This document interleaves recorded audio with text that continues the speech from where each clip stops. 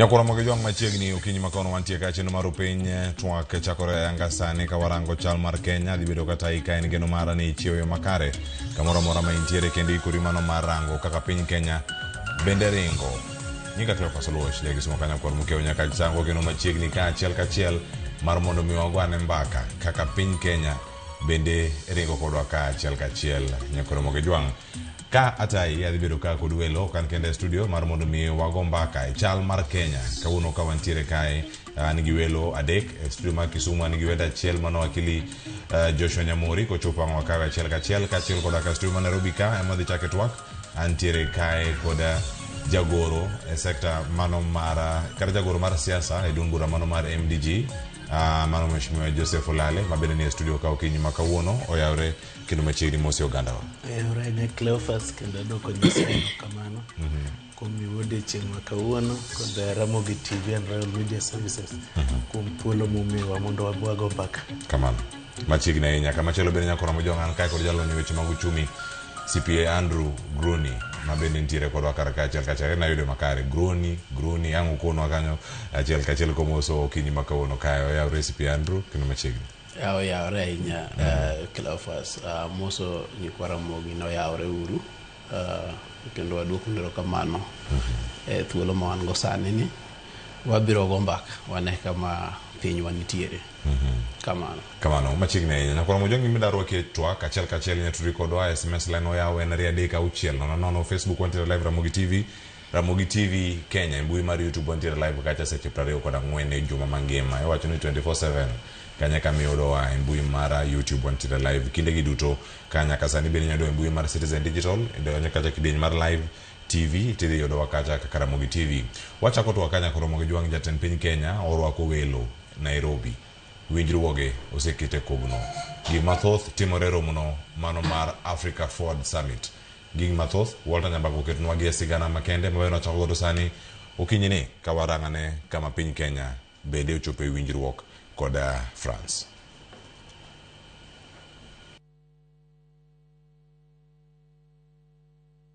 loyo winjruok ma piny France obedo go kod piny Kenya. Sirikand piny France e botende Emmanuel Macron osingo mar bero dho wath ma Mombasa e budget mar omenda maromo bilion 104 ka chenro mar dongruok ma kama igeto mondo ta kod kambi mar CMA mani kod log tich mar e piny France e boma ma Marseille. CMA, CGM, which has just committed to renovate 2 terminals of the Mombasa port for a total investment of 700 million euro. Dhowath ma Mombasa osebedo kod midhiero mar nok mar kar chungo misike ka sirikand piny Kenya koro lando bero alwora mare kuom omenda mar bilion 41. Mopogore kod chenrono mar dongruok, jatend piny France Emmanuel Macron kod jatend piny William Ruto kokalo e bero kar yawo chenro mar teko mayudore Kipeto ma igeto ni dhi medo maromo megawatts 100 pachoka. Korka korgi piny France bende osingo konyo piny Kenya chako chenro makende mar teko mar nuclear ma bende igeto gere kaunti ma Siaya. Nuclear energy in France is something that we've been building since after World War II and that we've very often shared with trustworthy partners, and this allows us today to produce 75% of our electricity in France, which is low carbon. We know how to produce it in a safe way, in a sustainable way. Kenya is going to benefit from France's understanding of nuclear energy as I drive the transformation of our country.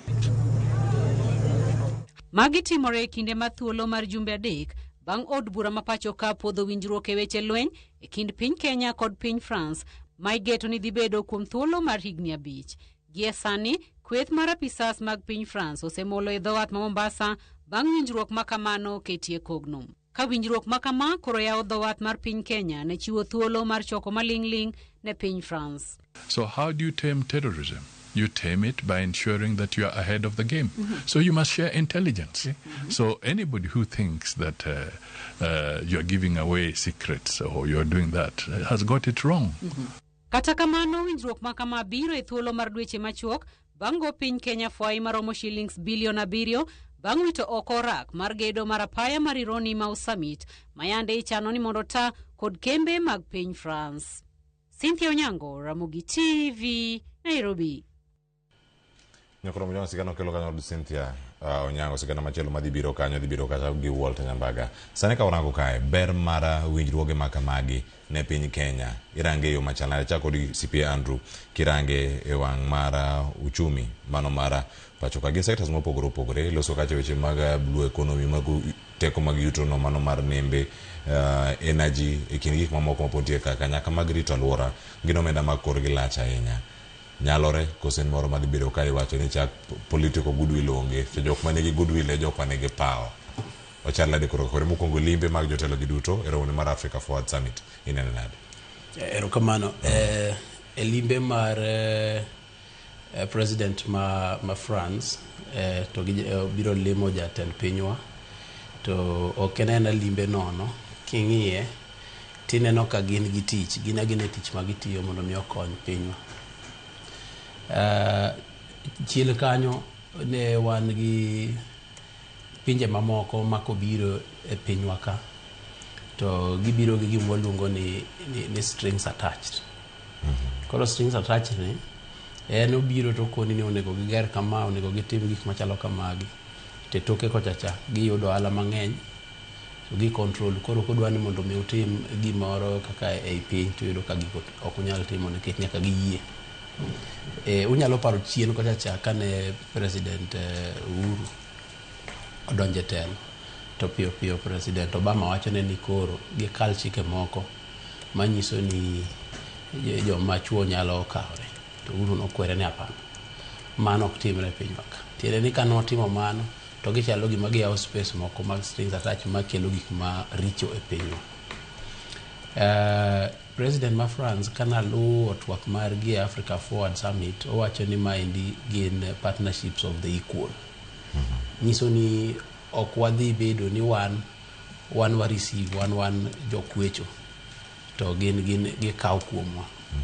Omiyo omenda malach ni king'iye tino ka jo France konyo watu wambe wagen e yo man malo.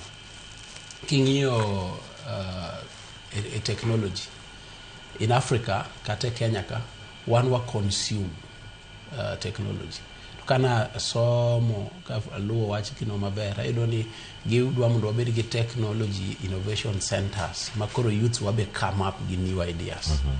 Youth waka come up gi new ideas nyiso ni wabro bedo gi dongruok mani malo. King'iyo example mar M-Pesa is en gima change the entire world kaka transactions timore to en mana innovation mano wuok e Kenya ka koro kwa wuok e ngadho mar mana tiya gi technology kaka consumers to wachule pesa to jo ok ema yudo gi partnerships gi miyo thuolo mar yaro pinywa mondo mi wabed ni wambe ideas wanyalo come up gi new things.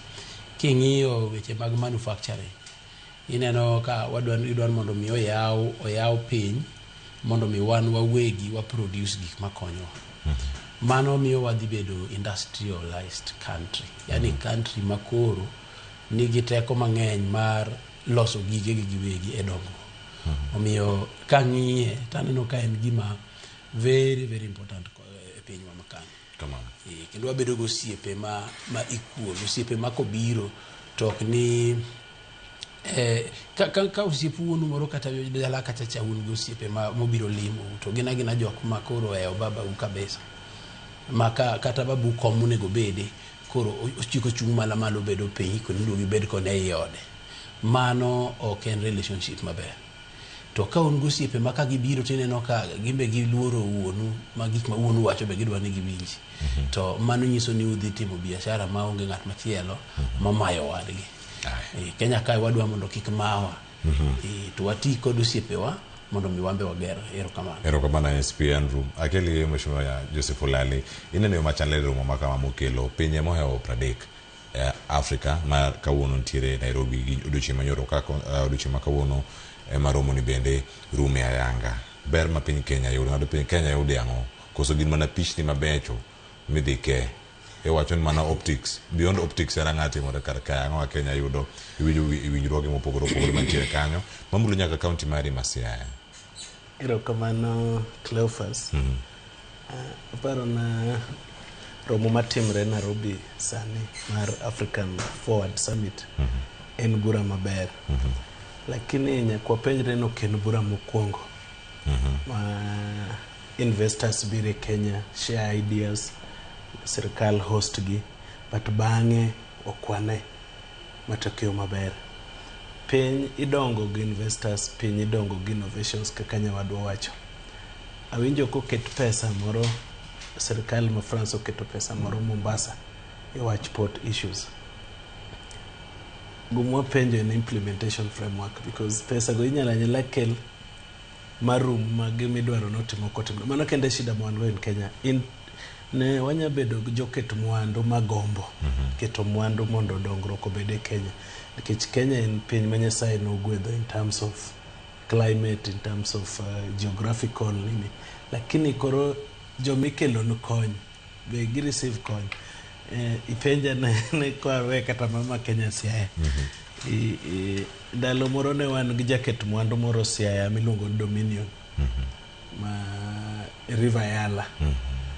En muzungu moro mane tiyo kabisa, there were a lot of work.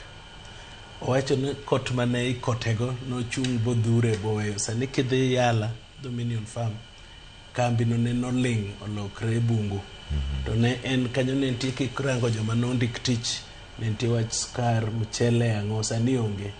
Siaya sani county kende ma onge investor mora. Kambi moango en mora neno ga Siaya maloso musmal. Ten ma ng'ato wuon.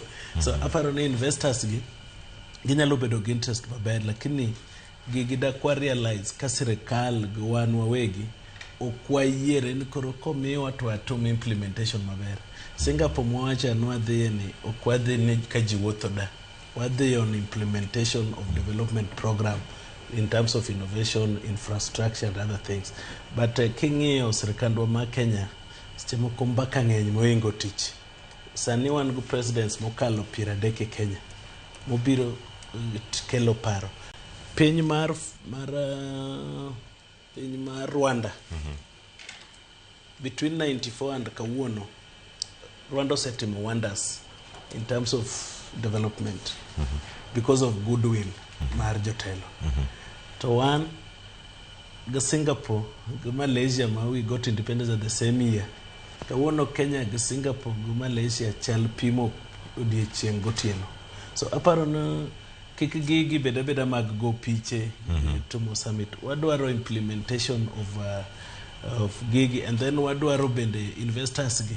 Apart from national, kati counties wa mag Kenya gi. Tie a lot of people who can invest their money mondo dongruok obedi. Lakini platform magilande kod goodwill ema paron pod bro bedo challenge. Goodwill ni bere wacha kumona mora. Goodwill. En maranga. Nikech ka depo ni jok monge sirkal emu kelo chenro makamade wacho ni ero. Sirkal bo pingo gimo kelo gi jok moko machielo. Ma sirkal emu kelo opango chenro duto. No kako pange.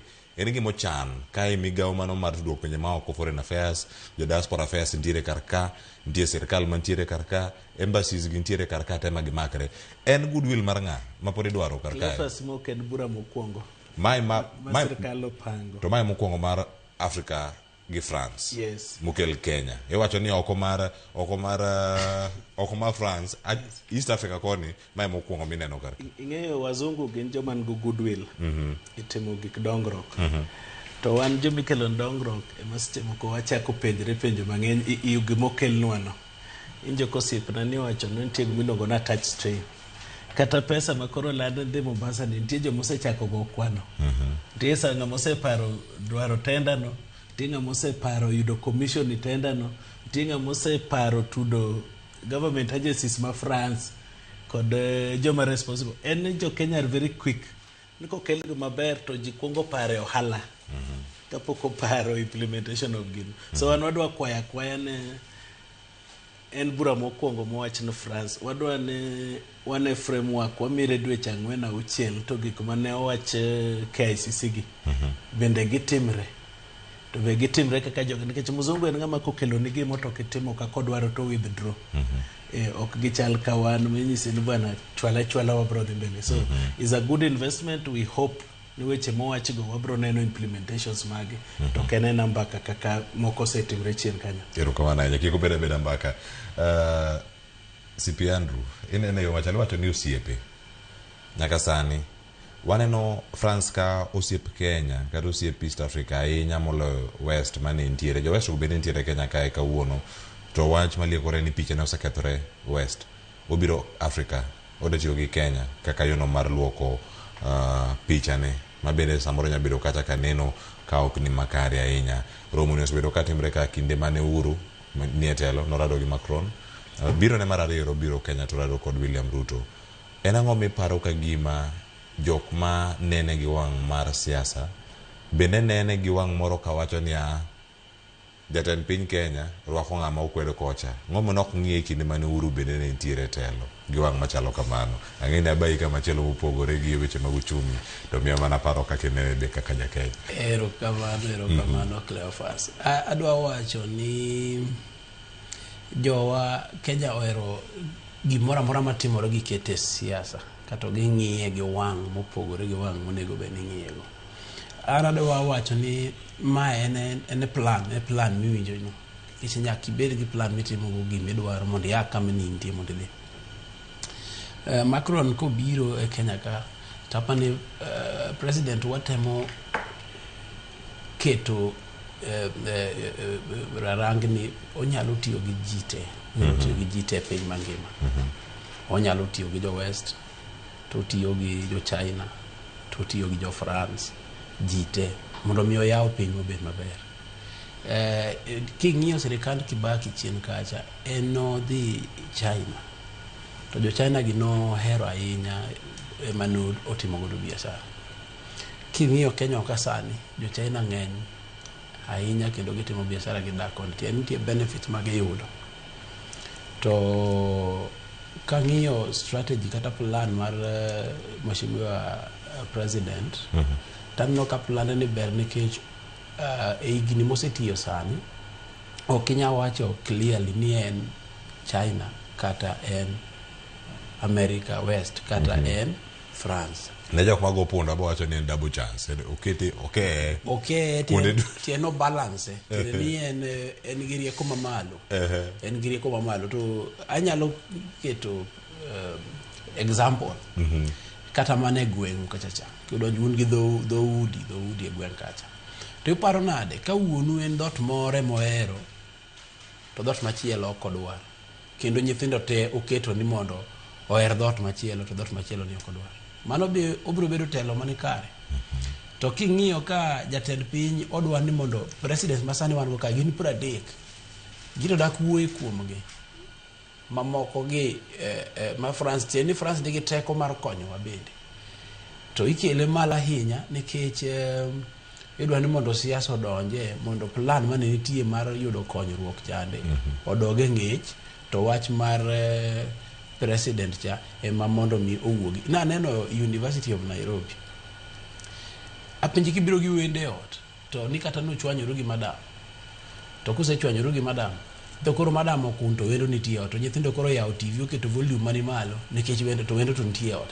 to nikech no chwanyoru gi madam ok tim kamano tieni ka un gi wendo to luongu e ol tu bedo rwako wendo kaka president ane nitie urwake maber muwer maber mondo ayud gik monyalo yudo maber monyalo gero godo pinywa koro kata kodok kata ka koro wagore pinywa to koro wawacha wechewa to kwa wache mbele wendo ni nyathi oyawo TV go koke ol ma president maduong' ma France ma koro chak wuoye wachno matek mano wach ma ok naneno ka ber to nego benia wagolo siasa e weche mag development mondo mi wayud ber kuom welo ma jotendwa kelonwa e Kenya erokamano nyanga penja ne olale bang'e ni to jo siasa rwako siasa gini nang'o koso gidane gima ber ni bende koro be penjo maduong' mantiere karka ma CPA Andrew bende penjo karka achiel wan kod Joshua Nyamori mano ka entiere studio ma Kisumu okinyi makono ka konyalo winja machiegni ahinya wakili okinyi makawono ka geno ni Kisumu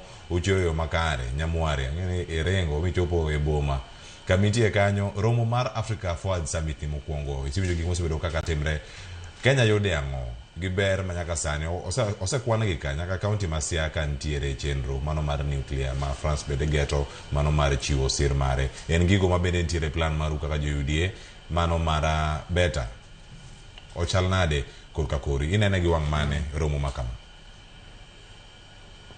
Erokamano ahinya. Cleophas amoso kendo amoso jowa manie studio go kendo jowa ma kamoro gi winjowa. Achiwo Nyamware, ng'eni Nyamware samoro mondo iya Nyamware michope town ka bore omiya leo. To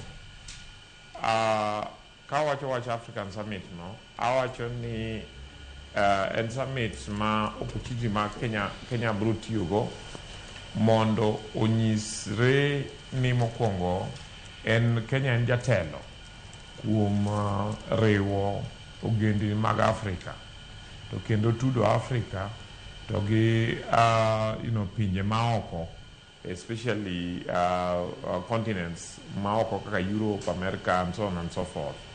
Ing'eyo ni wasebedo ka wan e piny ma nitie mana jotelo moko ma nitie pinje moko matelo ne Afrika to wan waluwo. To President William Ruto kanobiro to nonyiso ni Kenya bro bedo mbele, foreign policy mar Kenya bro bedo mbele mar nyiso Afrika kaka Afrika onego bed ni tudore gi pinje mopogore opogore. Mar ariyo en ni President Ruto kane loso policy ne ma foreign policy mar Kenya be nowacho ni Kenya ok dhi align to Kenya West or East. Kenya dhi align to Kenya, so that Kenya bro go mbaka kendo bro riwore gi ng'ata ng'ata ma ginya tiyogo e yore mag kelo dongruok. Mar adek en ni President William Ruto policy ne ma foreign affairs nowacho ni dhi emphasize on weche mag ohala rather than weche mag kwayo ni konya uru wathagore. And emomiyo kelo conference maduong' kama Nairobi miyo Kenya opportunity mar engage not only gi African delegations more African countries mobiro, but at the same time engaging gi jomobiro koa France and other countries ma Europe and elsewhere mobiro Kenya. One en ni mondo wanyisi ni ere gik ma wan go mwadwa uso negi ang'o ma wanya nyiew kuomgi. And king'eyo better program ineno ka one of our biggest areas nen area mar agriculture.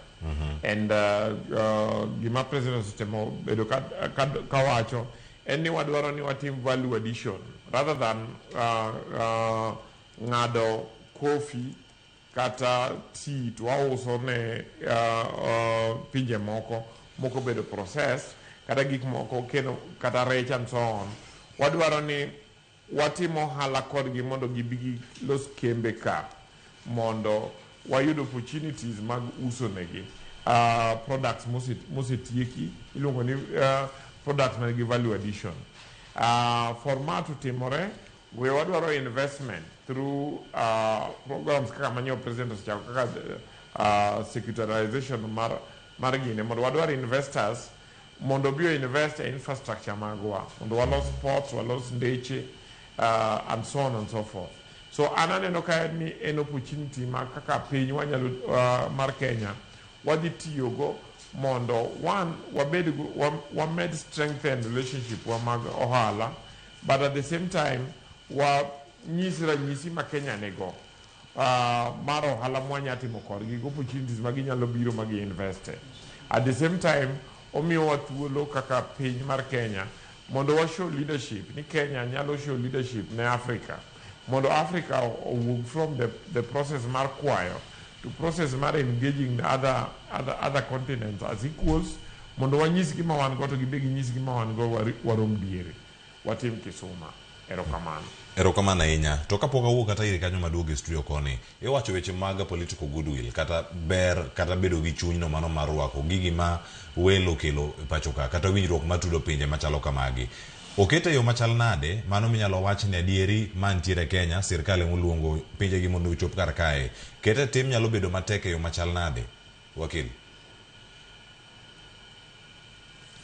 Pinje okawinji maler kinyalo winja sani ang'eni loso ni gino mane iti kanyo gima nitie kanyo achiel kachiel en ni political goodwill kata goodwill mirango mondo migino chop kare winjruoge duto moketi onego wuok kuom ng'awa bende wanya neno ka dipo ni moko rem chopo kare nikech onge mar goodwill ni. To ng'ama debed ni onge kode, sirkal koso ng'a? Ana feel ni opposition ingeno osebedo ka temo mondo oket siasa kama siasa onego bedie.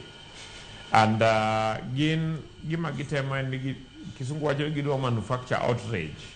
And at any attempt opportunity magiringo en temo nyiso ni Kenya en a failed state. But President William Ruto temo mondo nyis ni Kenya en a country ma inyatime ohala. And therefore, ana feel ni President Ruto ni mbele, otemo focus on gik mabiro timo konyo Kenya. The opposition to ge elements moko manie civil society to temo mondo kel koko mondo o embarrass President, thinking ni ka gi embarrass President to President ema dhi hinyore. In reality, kama wan gi welo kaka koro wan gi welo ni, ka nitie ng'ama okelo tulo kata okelo koko, en mana ng'ama embarrass Kenya. Kech welo ka wuok kaka dok pinygi, to gidhi neno ni President William Ruto ema nigi problem. Gidhi neno ni jo Kenya ka ema nigi problem. So adwa nakwa jowa ni sama wabet gi bura makamagi to watamre winjo joma temo kelo tulo kata temo kelo koko. And also ask jowa ni ka gidhi e pinje moko to gi show a good example ni Kenya is a country united on certain things. Wanyalo disagree, but national interest mar hosting a meeting like this, kendo pushing interest mar Kenya during those meetings, onego bed ni wariwore. It is important to note ni Jaramogi Ndalo moko kuwuok kao the London to an opposition leader. I think that must have been 1992 or 93. He expected Nico de London to they criticize Serikali mar President William Ruto. Mar President Moi. To kano chopo kuno, to no nyiso gini en a loyal opposition and loyal to the country. Ma throughout with Mare, no co-attack President Moi, no focus on opportunities minyalo yud London kata Britain manyalo konyo Kenya. Omiyo I hope ni wanyalo develop political forces, ma develop nyaka opposition, manyalo bedo opposition on issues, so that kata kane gin gi paro mopogore kuom issues manyo president to gi the government tere weche mag trade, weche mag infrastructure, weche mag agriculture, and so on and so forth, then I would have expected them mondo give the alternative ideas, give the mondo give present papers during the conference, mondo winjigi kata before we lobi to give bed ni giwacho ni kin gi pach gi mopogore mondo ji obedi losi, mondo as a country kwa face welo to obed gi face welo gi ideas, not facing welo gi koko manono makelo mana pogruok rather than kelo dongruok. Erokamano ahinya wakili Joshua Nyamore. Duoge studio kar kae ayudane Joseph Olale. Mheshimiwa inene yo machal nade mokwongo kae wan gi gino miwacho gulu chato waselosi. To ang'o miparo ni kweth maketo sirkal tesre kata romo makama bende ikweda? En kweth mikwedo ga gimoro amora moriwo machiegni ma jatend piny Kenya otimo, koso en gamoro manyabedo kata gimoro misia ma kinde mar piny Kenya oyudo mar usore kendo mar wacho lony ma gintiere godo ne pinje mag Afrika kod mae pinje ma oko bende mochopo Kenya ka? Erokamano Cleophas. Aparo ni tij opposition maduong' ok en pingo gimoro amora ma sirkal timo. En pingo gima sirkal timo to ok tim yo makare. Burani e kanyo oluonge. So ng'ato dakuog sani nchako pingo burani nikech pod wakia results mare. Ne waneno agreements kitimo. Indi chak pingo agreement ma okisomo. So aparo ni Kenya wana jomo lose focus because kadwa wach ni sani kweth mapingo sirkal ochako pingo bura madhi mbele ni to and ben gin jomo lose focus ne digi weyo bang 3, 4, 5 months eka gichako question. Ing'eyo na agreement mag intergovernment ama country by country oken uso dumi chiro mang'ato biro gu pesa tiolo goro tikawo sani. But at the same time en Sirikal mora bende nyaka bed joma ok penge, joma penjo bedo go position ok en go marach, en koro position ne kwa penjo, are they doing the right thing or the wrong thing? Onge sirikal maber 100%, sirikal marach 100% bende onge. Opposition en tije maduong' en oripo bed notego sirikal kuma mbek. Ka sirikal timo gimoro seche moko ok tim yo makare, to gichiwo ler ama gikelo koko maber, iluongo ni constructive noise, mondo ji ong'e ni mae gimoripo bed timre, to mae gimoripo bed timre. Wan wadwa kwayo sirikal marwa ma Kenya mabe wa support na wan tam ma common Kenya sani wadwa dhi Singapore. Singapore kwadhi kwa wuotho da, Singapore wadhiyo ka watimo development man gi result oriented, en gima kaka kambi ma koro migero Siacha, there's employment opportunity. Ka gichako produce power, we hope no bech stima abroad ok piny, mage gik ma wadwaro. To kotime yo makare to onge wach, to kotime yo seche moko ma nitie weche moko mok ne kare, to tije kweth ma kwedo sirikal en point out gik mok ne kare, ok pingo the whole process. Nyathi kinyuolo to tuo tidhi chiedho malaria, ok wach nyathini tuo wawit wabro nyuolo moro. Penjo maduong' ahinya mantie kar kanyo, kendo iwacho ni kama irange irite mane kata welo mabende donjo sani pacho kae ni mondo mi aloro twak mano mar Africa Forward Summit ka winjo paro mano mawuok kuom CPA Andrew. Ing'e gi wang' machanade omenda gi en omenda makore lach. Kirango nitie machielo ka achiel kuom winjruok mar loso Nairobi Commuter Rail ma biro kachaka tudo kuonde mopogore Nairobi, Kikuyu, Syokimau, Ruiru, alwora ma Nairobi ka. Jeng moro ma ng'ato kuonde mokwongo ni en gino madhi nyalore yo machal nade. Goodwill ni koro kuwuok kata sirikal. Bende riwruoge mamoko kaka Matatu Owners Association bende bini choko pachgi jok mantiere kar kae. Gik mathoth ahinya kitimo pacho ka wasewinjo kata mokwongo kiluwo ni ero wadwaro public participation. Bende osechoko pacho oganda moromo. Penjo ni bende pod ang' apenje wakili kacha ka watieko kar ka. Tinene yo machal nade. Chenro gi duto kitimo. Gin omenda makorgi lach. Tisoge dongruoge sectors mopogore. Jokanyo nego chok pachgi adieri koso nego ketgi aketa bathe gin mana ka chenro osechako to bende nyalore. Kilafas erokamano kuom penjo no endo. A development plan mar piny ikuongo ibedo gi dreamer. Koro kiseleko to koro process mamoko fall in place. Tieni nyaka ikuongi ibed gi idea gi plan, nyaka ikuongi ibed gi plan.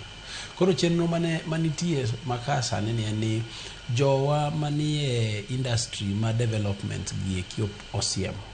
Nitie joma nie manufacturing, nitie joma ni Mombasa, nitie jowa manie matatu industry, to gi kuonde mamoko te. Onego waket wengewa eyo makare e projects gi mondo wang'e ni to ere kaka wanyalo donjo e projects gi. Nitie kami wacho ni public participation. Public participation, yes, onego bed notimore nikech mane kaka chik wawacho, kendo onego time kamano. Owinjo bed ni sama koro warol these projects onego bed ni wawuoyo gi jopiny mwang'e to gito ne gidwa mondo otime e yo machalo nade. To ok ni public participation kama ni wacho ni political goodwill ni koro wa reject gino nikech koro okopenjwa. Owinjore penjwa, to kosepenjwa to wagolo pachwa kaka onego timre, to ok ni kaka ok onego timre. Koro kwa focus on kaka ok onego timre, to naneno project moro ne yo gweng'wa kocha nochak diere moro chon. To project no jowa moko nobiro to ndiko barua to terore Moi ni project no ok onego dhi mbele nikech ibiro magi lo. To king'iyo project no, lo mane mayogi ne onge. Koro tieni sani project no nokwayude dierego. Sani nitie machielo mabiro mar Riwa to Mabei County kacha. Iweyo ni ng'ato nyalo dhi to wacho ni ni makoro nikech oketo public koro we Rironi mane dhi Kisumu ni. ng'ato ka biro to wacho ni ani ma public participation ng'iane ki compare public participation to gi the benefit ma jowa dhi yude project ni tibro yudo ni ja public participation cha nitie kama oko dhigo maber onego beni o remind sirikal make sure ni utimo public participation mondo kik project ni chung to kose yud project mose lod manyaka joma kelonwa pesa e piny ma jogo busi yie kelo pesa mose winjruok kodgi kae to project no ochunge kanyo ka watimo kamano to ok wabidongore tongruok ok bibedo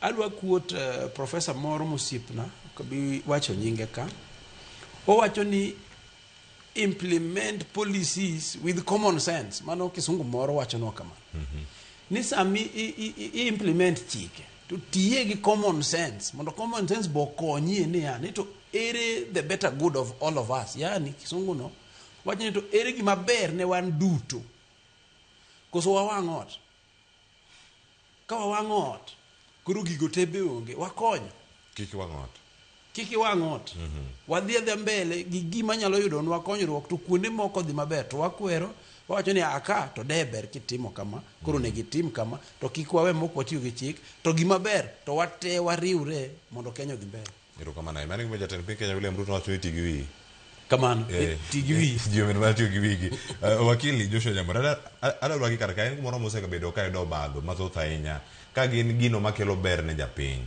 chik wache yo machal nade kama onego bed ni range nikech kata wantiere gi Rironi Mau Summit nitie chenro mamoko bende mantiere mitime gwenge moko tido ka oganda moko margi en mar wacho ni ero ma en chenro maponono dhi konyo jogo mawuok imbo mar piny Kenya jogi dhi yudo ber ahinya e chenro machalo kamagi wadhi wamak ne gi bura gima duong' mantie kachi penjo ni public participation manyaka sani bende chik mapacho ka onge threshold moro miwacho ni mae moromo jalup jatend piny Kenya Rigathi Gachagua nothiche e PC kendo mano ne gimoro mane duong' ahinya mane rango kacha ni public participation itime yo machal nade ni jo Kenya thoth to nego tim public participation ni e yo mane kapo ni mae gimoro manyalo miyo chenro mamoko bende masani osekadhi ok wadhi neno kachakre e kinde ma oketi wakili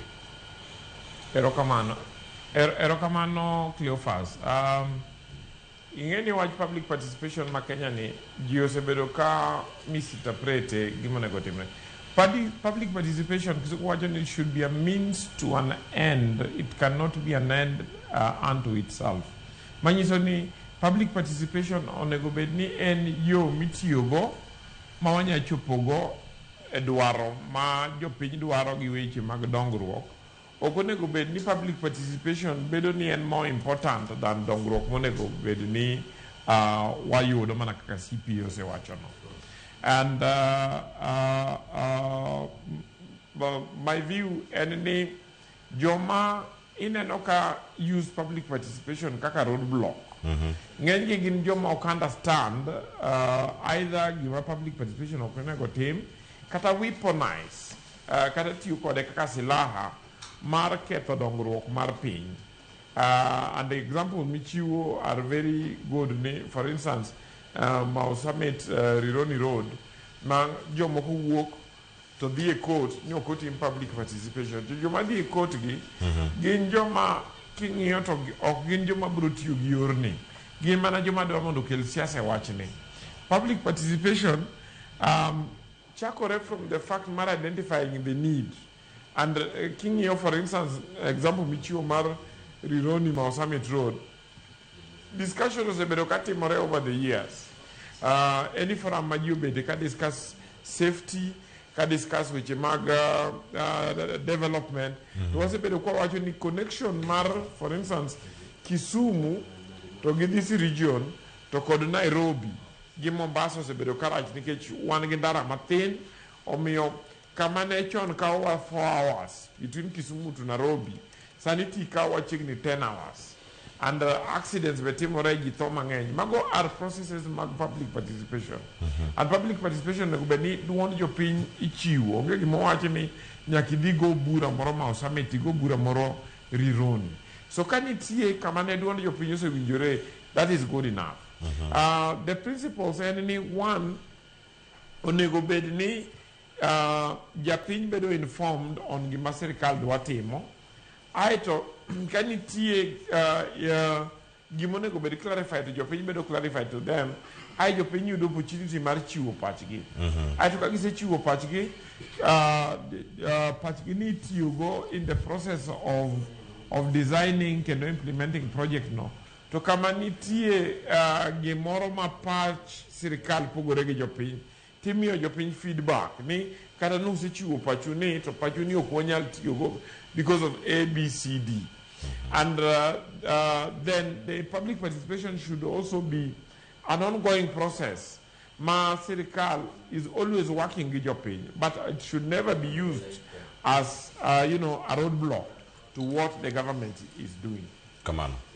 Erokamana nya wakili Joshua Nyamuri. Enzari marukinyi makono ka ada na kawiwe masani kaduogo ka koda paro ma bende jopiny oro kotene kod wach mara Africa Forward Summit kachiel koda katwak machielo mabiro go kar kae.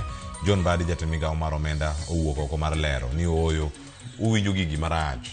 Gik ma wacho opogore gi gik ma uwinjo. Gik ma ondiki e gazet opogore gi gik ma wacho. Adieri mar wach en mane? An ka kod CPA Andrew Groni kachiel koda ka Mheshimiwa Joseph Olale mabende ni studio karaka mano jagoro e weche go mago maga siasa dun bura mano mar MDG kachiel koda ka wakili Joshua Nyamuri kane studio ma Nairobi aka uyoni kaduogo an ka gima thoth kikidhi mabor.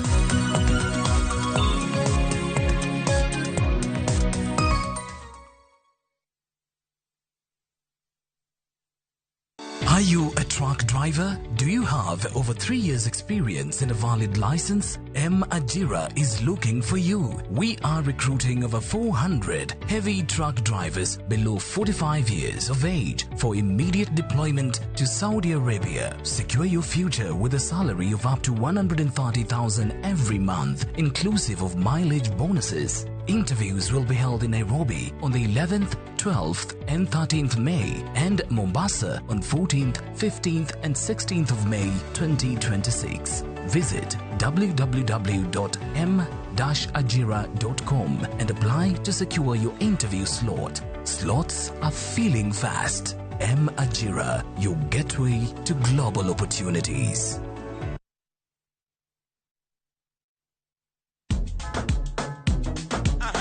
Wuktich ka wuktich, yawuot luo tingo duondgi malo, ka piny luo chiko ite. Chieng' tich ariyo ka tich ariyo, Nyakumga Juang en odiochieng' mar yuto mari, wapuonji loso manyonge. Mari, oloyo mara kwa. Chieng' magoro, kawa makwongo ni mwendo to michope gwengo. Morindo yo. Hera mit, olit, kendo en gi puonj. Kanyo bende wacho ni in kaka ng'ama miyo bora ni Nyasaye mite kod dier piny kaendi in miyo monyalo. Tich ang'wen pado manyachon kod mbaka mamit machon ka okelo ni kamane. And of course chieng' tich abich ka tich abich en odiochieng' mar loso kapuoyo ngolo to mana kaliesto kapok wakelo ngolo. Wapuonjo ni timo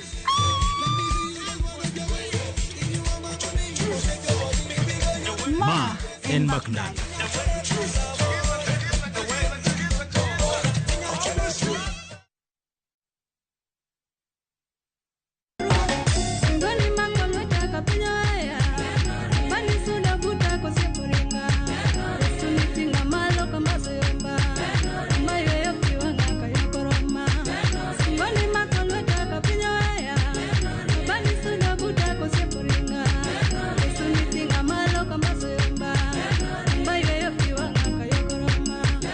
Mondo mi yud wer mar ler no rien kaka skiza tune mari di *860 *419#.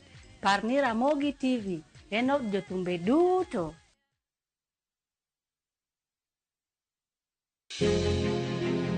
Loch gwenge en hawi ber koso richo. Gin mage manek beni gitimo to gin mage mopuonjore gitim. Chieng' tich ariyo juma ka juma wapenjo mabeyo, wanono maricho kod mago magwen kuro. Chakre saa 4 mar okinyi nyaka saa 7 mar odiochieng'. Wapedhe kaka en kendo watiele kako biro. nikech duond jopiny nitiere kod teko. Wapenjo ni sama gidhi tich woko bi giyudo pesa donge gigero go pinygi. Ang'o momiyo sama koro giyudo sida to koro Ruto ling'ti? Tudi kodan Sharon Ong'ao juma ka juma mar mondo mi wanon penjo makamagi kendo waduokgi e yonero ma adipa.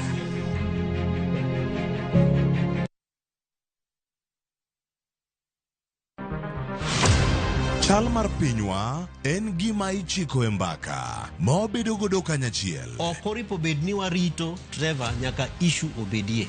Nikech leadership is not just felt in a crisis. Chakre wach yuto nyaka somo, wach telo nyaka ngima mapile. Jopiny dwaro ni umiye strategy kaka ng'ani dok dala. Owe ponde toka gwam. Penjo madongo dwaro duoko makare. Wachiwo duol maduong' ahinya. Jotelo, jotim nonro kod jogo matemo kelo lokruok. Kitwa mokwongo number 1 en ng'iyo kaka warito kendo wakonyo jopiny. Omiyo ka joka dhi marach to nyaka koro wanyisgi. Dwarore ni wang'e, wapenjre penjo kendo wayud duoko.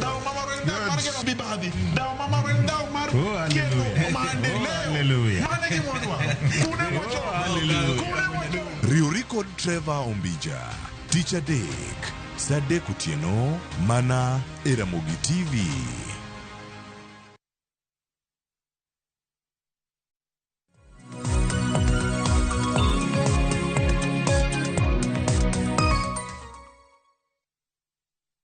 Nyakora mogo jong machiegni kendo ma en tielo machielo mar chenro mar rupiny wadhi nyime kar kato penjo thoth ahinya. Iwacho ni moko kuomgi medo mana donjo. Nitie achiel kuomgi mano oro odiochieng' manyoro, mano mabende duoko ayudo kinyi ma kawuono kae, mabende nyakora mogo jong mano ore ni kadipo ne yode nyingi no kioro kata kamano namba ni no wuok kamano. Wacho ni yaore Kadundo School mano mantiere South Uyoma Ward Rarieda constituency osebedo gi mudho maonge stima for 7 years. Toka ne ogol negi transformer KPLC ema ne ogole. Wakia gimomiyo ne ogol transformer kamano, piny no anene ang'o manotimre. MCA Michael Adiala kod jaod bura marwa Honorable Otiende Amollo oleng'e wach ni nang'o. Mheshimiwa Otiende Amollo oro ote sane wacho ni ero wach na winje ka ero piny odiochieng' manyoro kendo en wach ma waluwo wamiyi duoko mano bang' ndalo mabiro. Penjo mapenje kanyo ni en ndalo adi?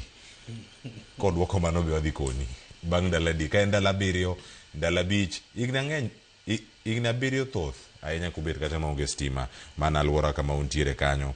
Ang'eni sama ang' duoko mano jogo ma e kaunti ma Siaya ma tiyo gi ndara ma Kisian bende ibo duoko penjo moko mantiere kar ka. Ang'o mi apaya chatin kama nyaka itiyo gi ndara no mheshimiwa? Ndara maber. Itiyo ga kode? Yes. Mano madhi Siaya, odhi Ogunja, Kisian ka. Luanda. Ni ndara bera nyaka Kisian. Yes. Madhi Bondo koni be bera. Yes. Mama koko ni to galagala nyaka malo ichope Siaya town. Une jotelo ma Siaya. Kiluo ndara no tiwacho ni dhi Siaya. I kaunti ma Jakom ne wuok inyalo kata we ni dhi Turkana. En ndara ma oripo bereta ni loro go sirkal. Yes. But jotendwa ntiyo ling'aling'a. Wawero 1 term go 2 term. Bero dong matinta wacho ni kori ine jotend luo makoro ero ni serve assembly machielo. Aparo ne bupango duogo dala mar mondo mi ulose. Waduogo dala. Omiyo ineno yiero mabiro ni. Pinywa ma luo nyaka yier. Wadwa dongre kose wadwa dhi mbele gi siasa. Wacho ni dongre kose da dondru. Wadwa dondre. Dondru. Neno kata yiero mabiro ni. Dhi bedo surprised go yiero mi dhi tim. Japiny oseng'e gima dwaro. Japiny oseng'e kuma yude gima dwaro.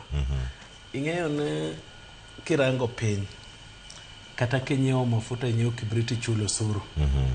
Kawuono kidhi kawo jothurwa ma piny luo mitero Central 1 week benchmarking. Iduoko gi Siaya, iduoko gi Migori, iduoko gi Homa Bay, iduoko gi Kisumu. To ginyalo kata regret bedo joluo. Ama ginya penjre to kara kura mwagoga ni pogruok en ang'o, kura migo i piny luo kod migo i gwenge moko. Kidhi i gwenge moko kata ndara madhi kor gweng' nitie street light gi lam. Wan ndara mwuok Luanda kadhi Siaya. Nitie plant miluongo na Kech otwi bochopo nyaka chuny ndara. To en ndara maduong' lam isane kiluwe ke kata no en dach lam ko sendach lo rateng nikech onge chuodho lakini iriembo 5 km/h nikech en bur kila mahali. Ka ng'ato yudo accident to wabiro wakao low tie ndara to wadinogo. It's a very sad situation. Ero kamane geno mara ni boloso makare. Ndara madhi kamia ya gweng mane CPA Andrew.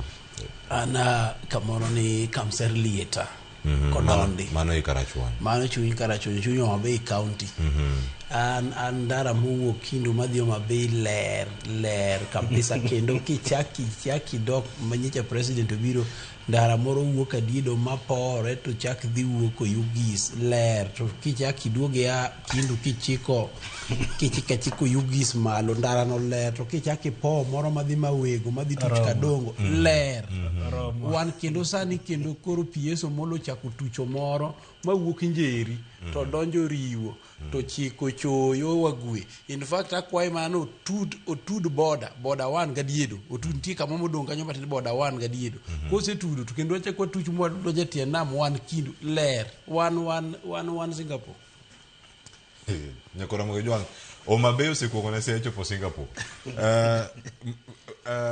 Nyamori wakili antire rikarka ma entielo mokao masani mana marango chenro mara apaya nikech achiel kuom ote modo jokarka en ni apaya ni mano ma chakore Kisian kadhi Siaya. Dipo ni ene apaya marach ahinya e Nyanza mangima. Kisumu kai ichopo Kisian ka to bera ndara momako jola ka miluoro Maseno ineka kidonjo malo kacha Kodiaga kirange ye kanyo ni ochal nade bende ni gimoro monyalo wacho ne dier Singapore dream ni bero dhi chopo ne jowa te kosen moro madhi bero kata mupogore jok ma Siaya sen nyalo koni ni ana Bondo oka Siaya ndara madhi Bondo ngi kaka chal ndara madhi Siaya chal nade to ma Bondo ni binya tiyogo mana dhi kocha Singapore ni ogana moko dhi chopo ko kale portal moro olose nade adwan gima adwa ni mondo anyis jowa en ni sirikal ma President William Ruto ni e sirikal makonyo kendo dhi konyo jowa. An thurwa koni ang'iyo taneno ka sirikal nyocho chako yore kendo yore go dhi mbele. For instance, kibiro dalawa ma Kano tiyudo ka yo manyo Rabur kadhi nyaka Chiga mane rach kabisa sano sekete lam madhi bedo ni konyo wa divert traffic mondo ndara madonje town ni kipung.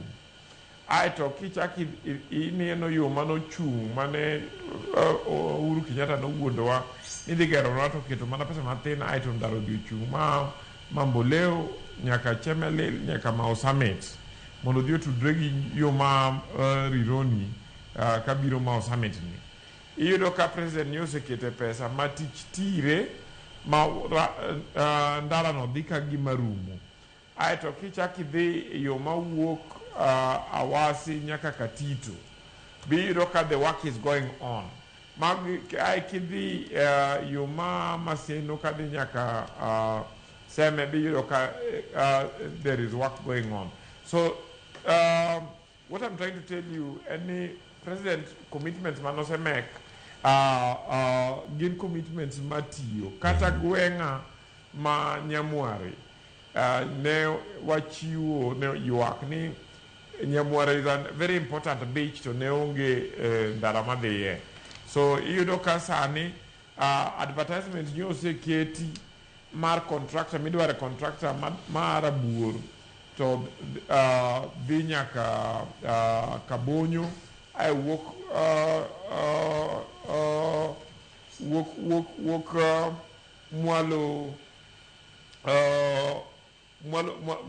mwalo to dugu Kalendu aito ndara mabe walk Korowe to dhi nyaka Kabonyo aito dugu Rabur.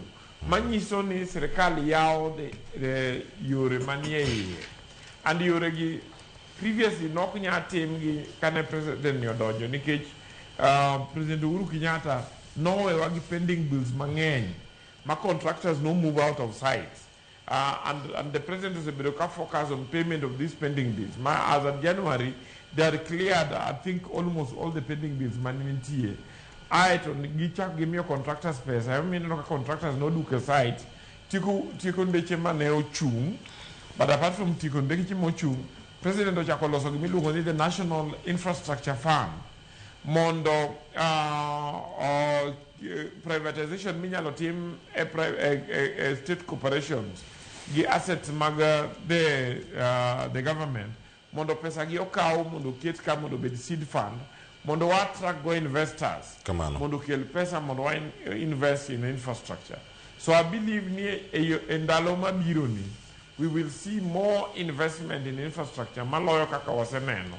To ranyisi is very clear. Ni president ni emabro yao Nyanza, not only the main arteries but yore madi beaches, yore madi markets, yore madonje korogweng mondo wapimre. Nyoro nyane no video moro ka governor Makiri Nyaga Anne Waiguru nyiso kui oganda ma Masawa ni chalo gima oseriti gi maber gi kende ke gisebedo sirikal mang'eny kuom ndalo mang'eny ma tinde gi chayo sirikal de gi paro ni it's just normal ni gin gi lam nyaka dot gin dala ka dala ni gi pi gin gi sikunde gin go siptande to tur onego gi wuothe pinje moko mondo gine kaka pinje go chandore. Ta anyiso ga ji ni kidwa ni compare the fact ni sirikande ma previous government osebedo ka konyo jowa. So you only need to see the level of development honestly to move to work on it. To give us a timore, for instance, Masawa. Ma gin gitamak nyake dot. To one was a beduka waungendara. Ma President William Ruto ema koro temo modo konyo modo. It will take time, but we will finally get there. Hoping, especially Niko Kwame or President William Ruto another term. To another 6 years. Mondo wa make sure ni gimonya no timre and hoping ni ka President William Ruto ching to wabro bedo gi wuoyi moro kata nyako moro motegno moromo manyalo take over mondo wabe wayude gik ma wamed yudo gik mokelo nwa gi kaka mana kaka ogendni moko be oseyudo. Erokamano ahinya kendo wacho ni mondo ma ochop kare gin weche moko mag omenda mabende iketo kare manyaka ket kare e sectors mopogore opogore. Yuto mar japiny bende nyaka bugi kendo japiny nyaka bed kata koywak to ywak ten gi gimoro kata ofuke kik obed mogi gimoro ofuku. Kama gini chope die weche mosebedo kalandore e gazet e mbui kendo jondiko osenono weche mag paro mar chik mar omenda e yo mopogore opogore. Jatend migawo mochung' weche mag omenda pacho kae John Mbadi oloso odiochieng' manyoro kendo chiwo ler. Owacho ni oyo gik ma wandiko ka opogore gik mulando kata gik mosebedo kata kuwacho. John Mbadi wachang'o? Walter Nyambaga oikonwa sigana machalo kama odani wawinje kata bang' odogi studio ka wapenjre ni to japiny e finance bill mabiro maiga ni fungruok nitiere kose mana ywak gi modolak. Olose log tich mar omenda e boma maduong' ma Nairobi. Jatend migawo mar omenda John Mbadi olero ne johand mitumba ni kik bed kod kiondko ni weche moko mipilo ni sirikal dhi lodho osuru kuom gi machwe gino magikoni nyalo ngunyo e lo wala no piny kendo hinyo menyo margi e chiro magikomba. Hii maneno ya mitumba ilitokea wale viongozi wa soko ya Gikomba walikuja hapa wakakutana na mimi together pamoja na watu wangu watu wa budget, fiscal and economic affairs, tukajadiliana, tukaongea na tukaagree ya kwamba watu wangu watakaa nao pamoja waone ni mabadiliko gani tunaweza weka kwa finance bill ili wasaidie kusimplify taxes ya kulipa, na hivyo ndio imegenerate hii proposal ya kusema badala ya kukuwa na taxes nyingi tuweke tax moja at the point of entry. Wakati wanaingiza vitu ama bidhaa ndani wanalipa tax hapo na wanamalizana na maneno ya kulipa ushuru. Mbadi olero ne oganda ni kik ber kod luoro mar ni duol mar KRA ok bi menyo kaka gitiyo kod simbe gi e chwalo omenda ka gitiyo kod M-Pesa kendo koni kata osuru mar simbe mawuok e pinje ma oko ibiro dhi tama kare. M-Pesa is not income. Kwa hivyo hakuna mtu atafuata. KRA hawawezi fuata wale ambao wanatuma pesa kwa M-Pesa. Hakuna bei ya simu itapanda kwa sababu tumetoa taxes yote tukaweka tu tax moja. The law is wide. It actually says that the commissioner can get information from everywhere and anywhere as long as it is for tax purposes. So it is very prescriptive. Now, what the KRA has done is, having checked with other jurisdictions, when we ask them, how do you get this information so that you're able to analyze and assess? Because in our side, there'll be restrictions from the Data Protection Act. There'll be restrictions from different sources. Now, what these jurisdictions will tell us is, tax is not a private affair. Badio kwedo jok moko ni tuche kod weche mondo miyo mien chilo kuom paro mar chik mar omenda melo fere preo kod auchiel. Anybody, please get the bill. Get my bill. Stop giving me many bills. Many finance bill. Finance Bill 2026 is now out, published by the National Assembly. And let us engage constructively. I hope this year will not be a repeat of last year, where I was asked so many questions on fake bills. Migao mar omenda kwedo weche mipilo kendo lero ni lai mag loso budget mutingo sidho lai mag budget ma olieki e kod migao mar omenda rango chal mar uchumi kendo bedo kod jo sekta duto kod jo kanyo. Okoni nyaka gwelie pach jopiny marango kuonde ma idwaro timie lokruok kapok ochwale ne od bura mondo mi orange ka bende nyal kale kosetimone lokruoge kata oyo. Gikone, jatend migao mar omenda some nyim od bura kendo ikete tim kinono kaka bajet no tiyo. Badiko ni okenge moketi en mar medo choko osuru mondo adita sirikal opong' ok yak osuru kuom japiny. Walter Nyabaga, Ramogi TV, Nairobi. Kama nyakora mo joang mano sigana mowuok kacha log tich mano mar migao mar omenda kendo Walter Nyabaga nolero nage kacha achako DCP Andrew. Inene yo machalade mokuongo owach ni gini osewuok oko, oganda osome, osuru ok medi, ok winjgi koso nyaka sani ochala. Wacho ni kikwane gima notimre higa mokalo ma jok manok osome nochako luwe kendo nochako kole matuta ahinya kama gintiere. Depo ni sani kama ntiere ka en mana yo mar kweyo liet ma ji osechako translate finance bill kaka gini maging'e. Erokamano Cleophas, adwa kono jothurwa ni asesomo finance bill manitie sani. Kendo adwa monda focus e wach manitie iye kanyo. Wach mokuongo manitie iye kanyo ni joma nigo sara ma sani 25,000 ni talk between 25,000 galuf pradik ni chulo suru. Sani proposal mane kanyo en ni chakre 30,000 kadugu chien joma chamo sara ilano ok bi chulo suru.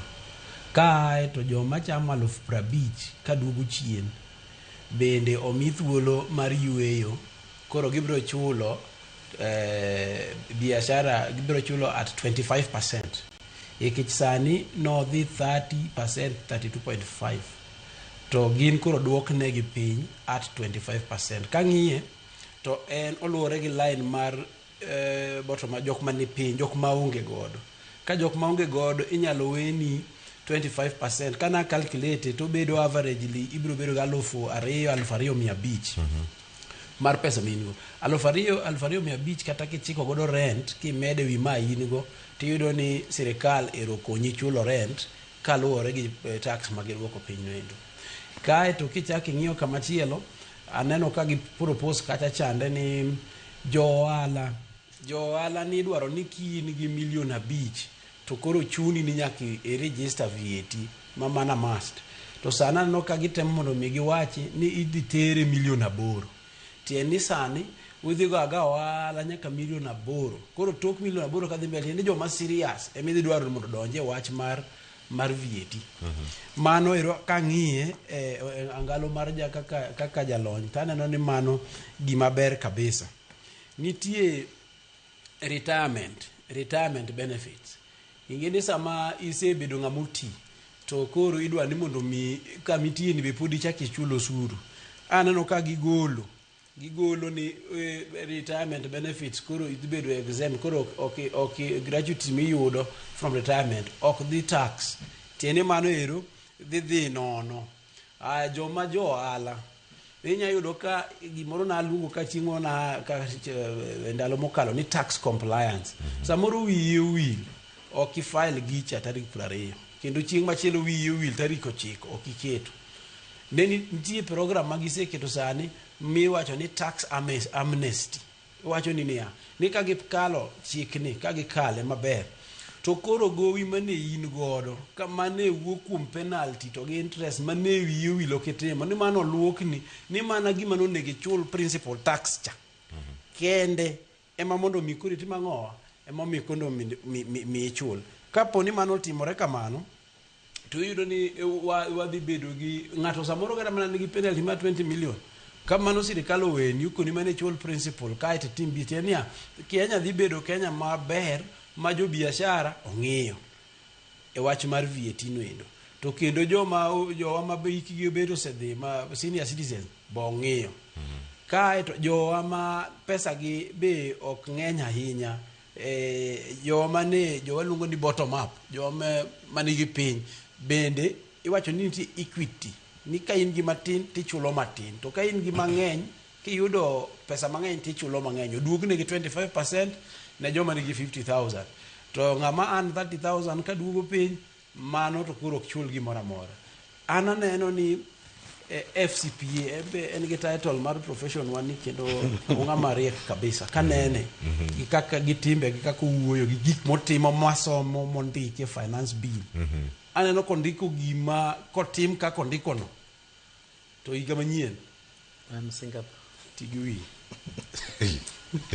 wacho gima osomo gima ondiko jo Kenya wacho gigi nono mane gimotimo olali kamano Cleophas apara ne wan gi expert maja siasa so nitie gik motimo on professional basis to kad kel koko to luoko go siasa ing'eyo ne sirikal sama migi moto nitie kako kawo joma an 30,000 and below Kenyan tax ni gin joma ng'eny sama gibedo exempted from tax yiso ne sirikal nyaka many yo moro mar recover go pesa no kech development to sirikal opango kapolo to kisewacho ni joma an 30,000 and below exempt yiso na very big broad base mar taxation target mari iluoko so badi first to koromare oripobe no nyiso wan to pesa sirikal di yudo kanye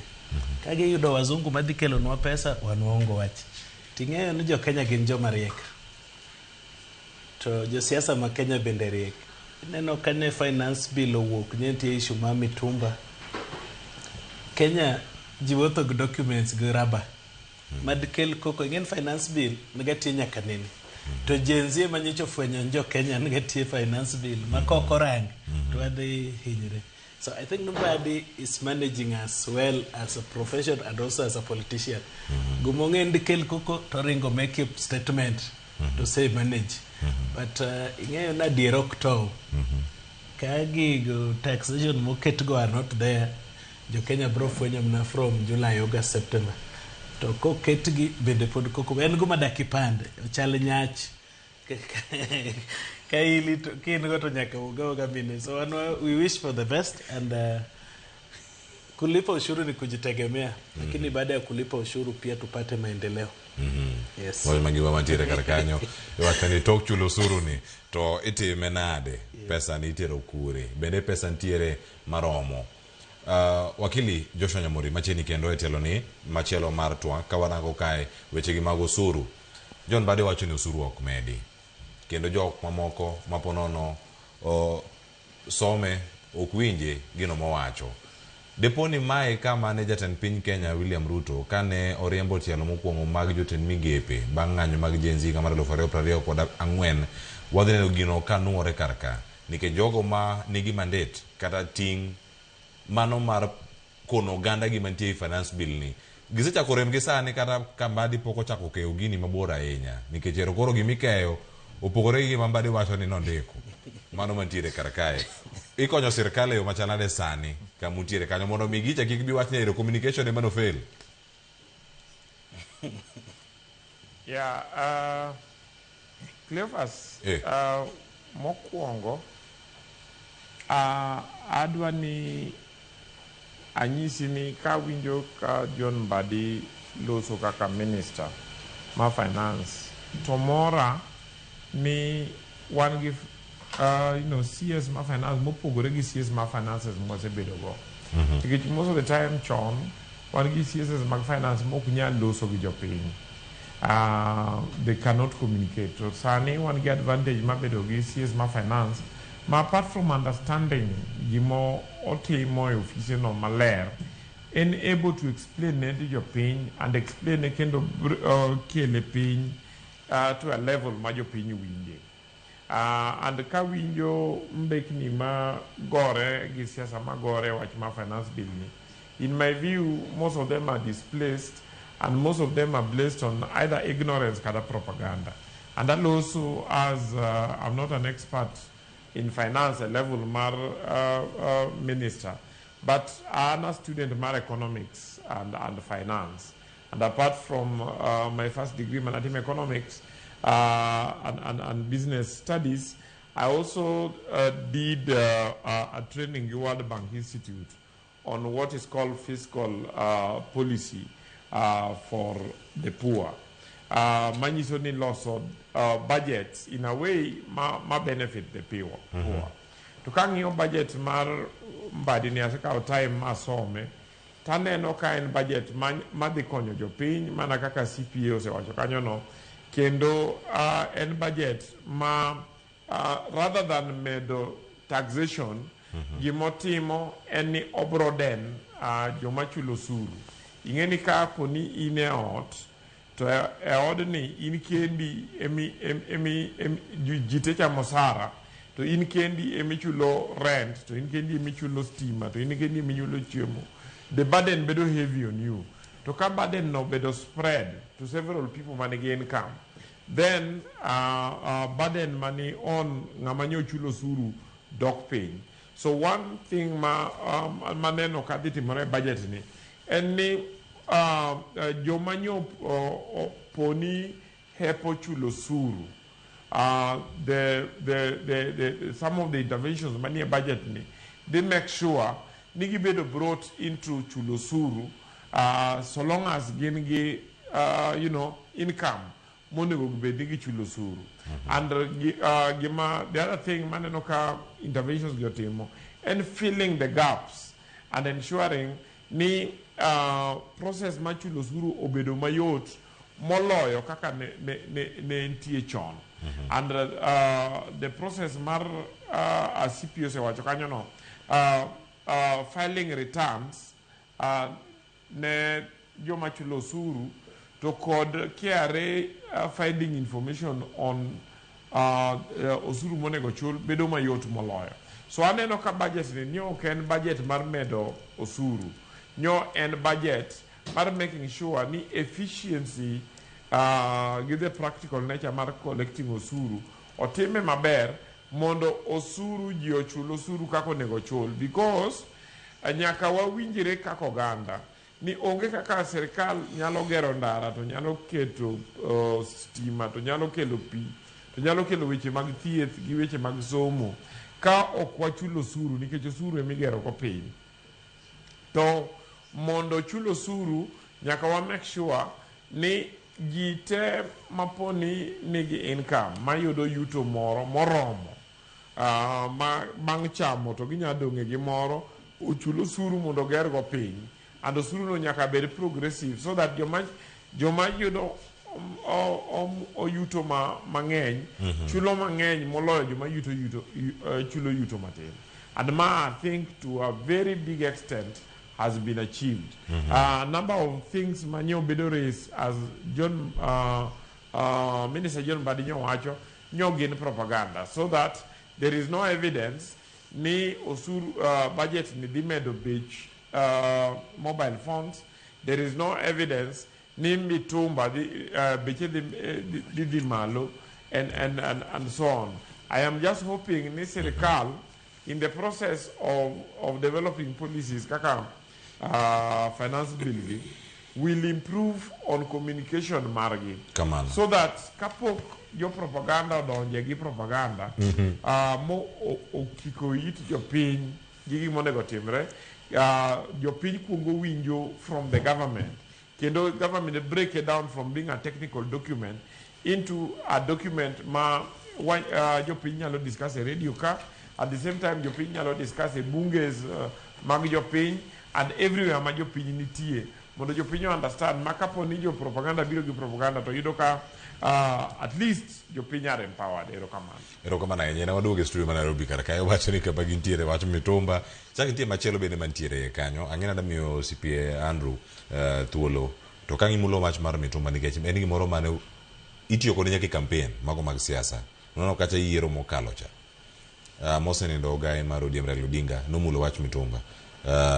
Serikal masani nomulo wach Mitumba. Kama gintie kendo kanyo nodo kelo negi pogruok maduong' ahinya kirango kacha niero. Ang'o miyo irange gi wang' machalo kama otayo uchumi mar Kenya e yo machal nade. Kato bang'e nitie machielo mawacho ni ero wach ni ber kendo ji onego bed ni donje kendo ji rwake ahinya. En wach mar jopur mago mag niang'. E finance bill ni en gin jogo manya bedo ni oumgi ahinya kiwacho niang' ti loso jok mantie Western Kenya thothgi ka iwacho ni dhi bedo zero rated mano transport mano mar sugar cane tiende nango ne yuto mag jowa kama gintie mwandu margi kama gitere kama iketo gi kuma opogore opogore nikech iwacho ni osuru imedo kama ok omul ne jopur mar niang' tiende nango.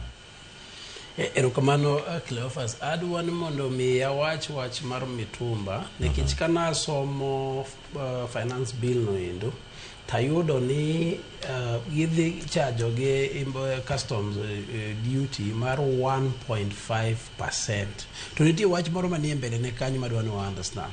Ni en 1.5% final tax. Final tax no gima important sana. Tiende ya ka in ga 100,000 mar import mar Mitumba tidhi chaji siling 1,500 gi 500 kende tok chak chaji pesa moro moro kendo. Tiende ya chon kidhi kao business kitimo biashara tidhi onego beni chulo tax mar 30% mar profit. Koro 30% to gindo koro migi mana 1.5% ten final. Koro gimoro amora mitimo expense ang'o mago te koro magi mano sing 1,500 gi 500 ka en kitiyo ga 1,100 kaka mesha. Mano nyiso nang'o? Nyiso ni en considerate ong'iyo ngima mar Mitumba to ngima mar jowa to another multiply effect en ya king'iyo to nyalo reduce kelo lewni ma oko ma wachulo pesa madhi e pinje ma oko.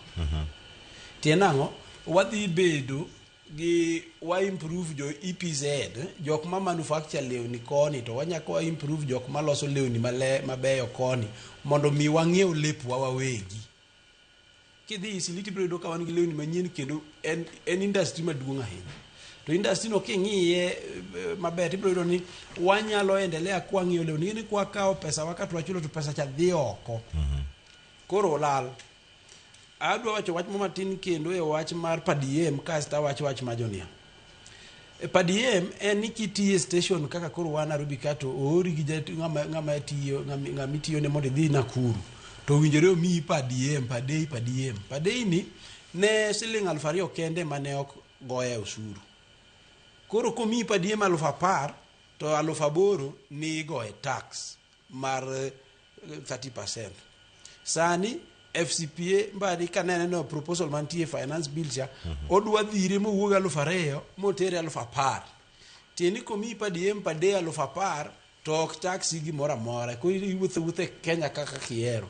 Mama no pesa ma free minyalo timo godo giri moro. Zero rating the transport cost mar the sugar cane industry. Apa ni kanyo koro no ng'iyo wa kaka koro jo ma atun kocha. Yena wewe kama jo ma yo korwa kono. Ong'iyo to jo wagitere kaka wadhi konyogi e weche mag niang. Gino tena ne ya odhi duoko nengo mar production piny to dhi duoko nengo mag loso cost of production piny. Tieni wadhi bedo gi thuolo mar loso sukari mang'eny nikech sukari wuok Kenya. To koro nyiso ni ok wadhi import chien kacha cha ne kidhi Ukwala supermarket tidhi yudo ka nitie sukari mar Ukwala. Ukwala nigi puodho. To kuonde moko mamoko gi kembe mamoko ka nidhi tiyude supermarket ni sukari mar supermarket king'iye tiyudo ni sukari modhi oom kamoro to kele koni kosekele koni to bedo pack tiuso nigo tieni pesa michulo cha dhi oko. To kopono loso nwa wach mar niang' gi transportation gi kaka neno lose no odok piny. To nyiso ni wadhi tiyo matek to kwa tiyo matek to wayudo pesa to wadhi uso gige wage karwa ka to wayudo ka wan gi maendeleo maduong'. Mane wach manyalo wachi. Erokamano ahinya Mheshimiwa Joseph Olale. Wan ka gi kumoko ma wach mathoth, wan gi zero rated items mantie kacha, finance bill proposal mosechiw kar ka, weche mag mtumba, weche mag transport mano mara niang', mano madhi e kembe mag rego niang' e gwenge ma imbo mar piny Kenya ahinya kirango gi kamoro achiel. Gigi duto jatend migawo mochung' ne weche mag omenda pacho ka John Mbadi wacho ni gin gigo makare madhi fuong'o ngima japiny. Onego sire yo machal nade gi geno ni gigi dhi kete tim. Erokamano Cleophas. Abende dagomba na gima Mbadi wacho ne mobedo adier. Kirango pinywa mar jogo ma ok Western Kenya, mano Western Province and Nyanza. Higni machien kanyo ne wan gi kambe niang' mang'eny. Kirango luo ne wan gi Sony, Awendo, Miwani gi mamoko. Kawuono king'iyo kambe niang' matiyo kata Thurwa gi Podho, maybe ne achiel kuom gi ne weche ma koro wacho no loso gi. Aneno gazet ma kawuono ne kambi ma Miwani na ng'ato ma jikia directors mag kambi wacho ni gine ng'ama ne gichulo pesa $752 gi kiae. Tiwacho ne en muindi moro mabe pokonyono Kenya. To gi list 9,000 plus acres. En kuma jogo ripobirata ni sell sani. Deki wani ni chulo ng'ami kia pesa, ng'ama udhi school to mi mandate maran gima konyo jothurwa. Government marwa mar Kenya, waziri marwa mokoro finance, oriporangwa kaka piny luo. Piny luo omoko. Piny luo e kuma ji yuage tich, to gik madendik ji tich to chung' te. Kambe wa mag niang' oling'. Cleophas en guma lith ne nyaka sani. Higni 15 mwadonje ma devolution. Counties wang'wen makaluo poko paro bet piny riure loso kambi mar rech Kisumu. Pod wagolo rech nam twatero Thika. Pinywa maluo Kikomi higni 15 after devolution onge jo mose paro revive Kikomi. To at national level twawuoyi wach textile industry. Dongo gombaka no kaka siasa owacho gani bentie ng'ama is intentional wach ya ukembe makaluo. Jatend piny Kenya biro limo Nyanza to ne un gi jotelo party leader mari jotelo mantiere kacha. Mbaka ni ng'omo kugo gi jatend piny Kenya. En ang'o mouso ne jatelo nentiere Nyanza. Samacha ko mbaka ni ansin goodwill. Wan jothurwa and jotelo manyiche wabet go chien kanyo. Ka kero biro to ji idho wi mtokni. Jatelo wan kodi idok ma nyal hodio. But kawuono kipenjo jotendwa nikech kero senyiso wa picha maber kaka oganda luo nodwa ti kodwa. And I also want to admit kero setemo kelo dongruok e piny luo. Kirango weche nderni, weche infrastructure osetemo. To kirango jotendwa mang'eny gima gisenyiso ker manyalo konyo Thurwa. Sani donge wan jowa wacho ni negotiate go president about pact magidhi. Ng'ami sewinjo ka wacho wach ndara mowuok Kisumu kadhi Busia. Ng'ami sewinjo ka wacho wach kambi mar rech Kisumu. Nitie ring road moro kanyo maluo Nyanza counties. Who is speaking about it? Ng'ama wacho wach kambi. Wan jowa guma ni mesa mokwongo en zoning. Jatelo wantu wadhi siri lakini gonwa kani musmal mondo wapiem kendwa. Dipo ka So far mane agenda moseket. To mashimo beni gini koro bago ji mathoth ahinya. Kamilose mana kar kanyo nikech opogore yo machal nade nikech Nyanza oting'o duond buche mathoth. Duond bura mari nosiro jatend piny William Ruto, mano mar MDG. Nitie duond bura mar ODM. Nitie duond bura mar UDM adonjo Nyanza. Kiwacho ni jowa twak kod jatend piny. Gin jou mage matwak gi jogi. Jo mage mawacho gini nikech kiwacho jou ok ja ODM. Sama dwa wuoyo kodini. En oganda luo. MDG osedhi loso gi sirkal ka kwayo margi ODM koso UDA koso oganda luo. To oganda luo ni gin jok mage madhika nikech waonge council mwanyalo wacho ni ero ma en mar Luo Council of Elders osebedi kise ni ero en wing machielo mar ODM. Oganda mamoko mantiere. En ng'ama loso gi sirkal ni. Pocket Luo Council of Elders no wachno weche maendeleo madhi nikech kirango members man kuro go kumwachomo Singapore chaste moko gin gidwa rem timboroa. Koro chaste moko gin mambele kuchogine. Adwa mi example kaka party leader mara. Ma MDG samwa wuoye kodini. Nyocha ndara moro bed advertised to Ugenya mowuok Sihai dhi Kodongo Loksit already nyaneno kia ndarano.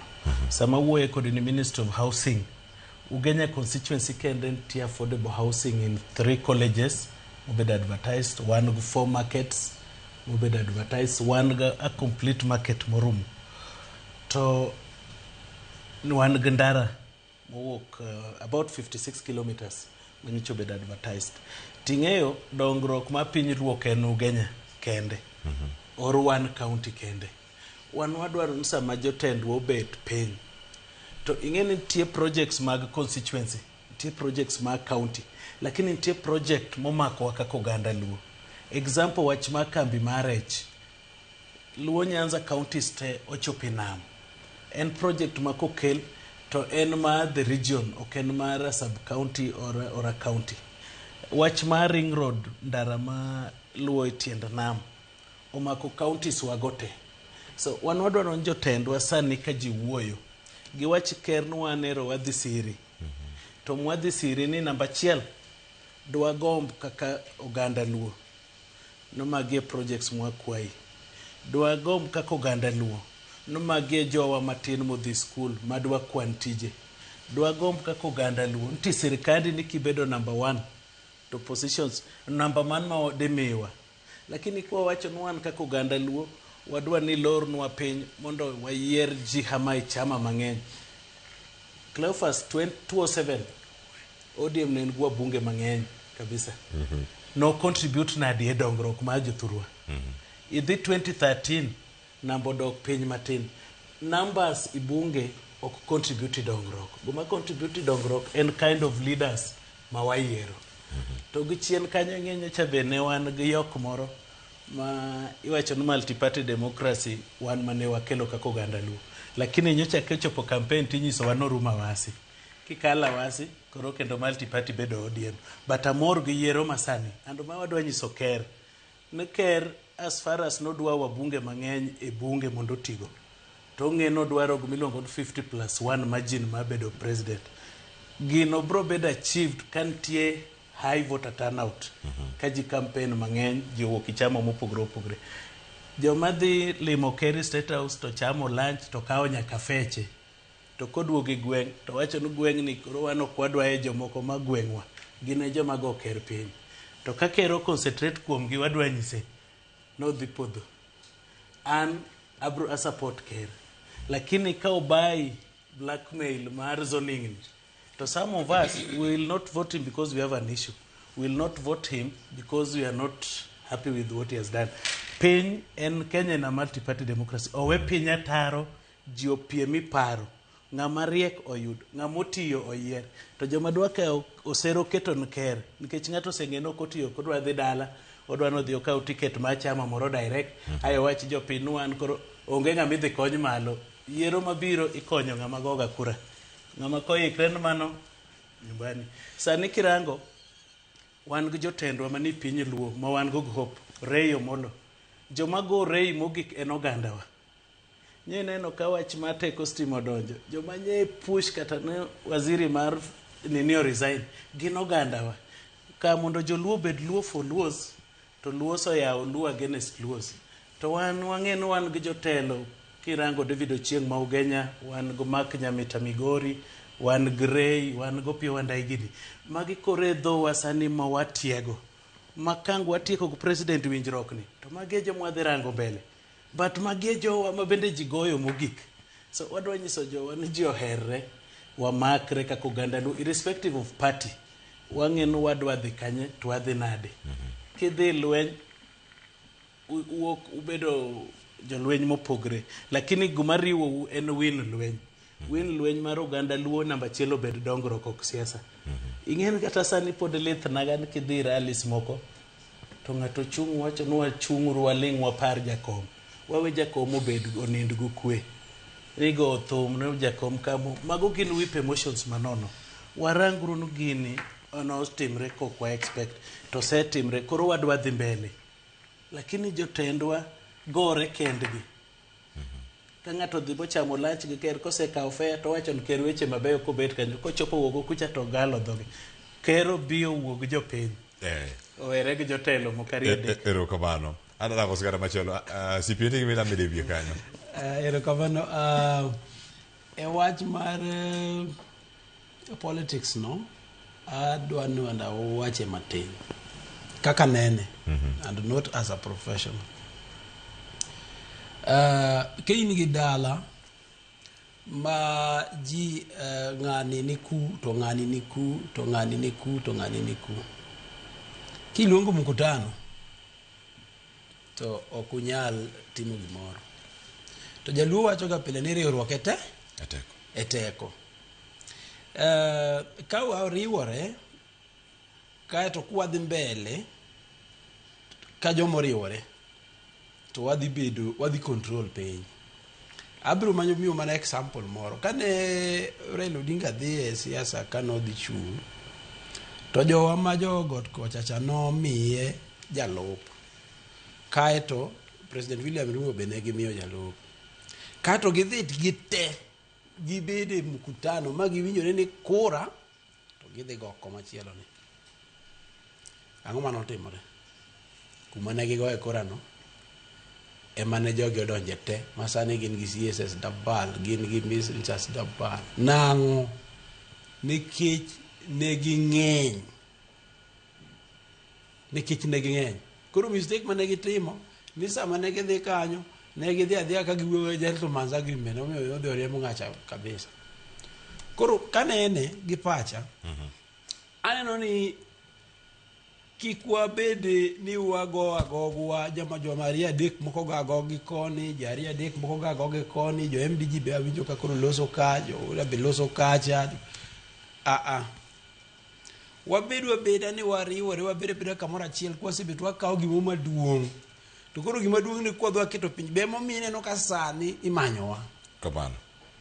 Barigo manyo uganda luo. Angenda biro iro wakili Joshua Nyamuri. To kapok abiro iri ntiere gino motimore kacha. Wadaranga ne chal mar siasa matin. Ahinya ka owuok e wach mar mbari ni. To ntiere nyayo kaka duon buche donjo e gwenge makaluo.